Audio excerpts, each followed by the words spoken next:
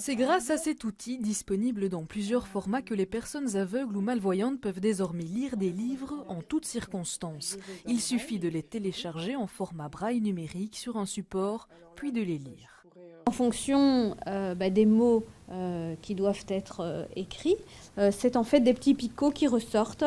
Donc ici, je lis les règles d'or de la mise en page. Et donc si je veux continuer, donc soit j'utilise les flèches directionnelles du clavier, soit j'utilise les touches de la barrette braille pour pouvoir naviguer en fait dans le document et aller plus loin pour avoir la suite de mon texte. Auparavant, il n'était possible de lire que sur des livres endossés qui présentent de nombreux inconvénients. Quand on emprunte, on prend un avion pour partir en vacances, on est limité au niveau des kilos, donc forcément le choix il est parfois vite fait entre les bagages essentiels et les livres qui sont peut-être plus de l'ordre du récréatif. Cette année, la Ligue Braille mettra à disposition 240 ouvrages en braille numérique, le temps de scanner et retranscrire chaque livre, un processus qui peut prendre 1 à 2 semaines.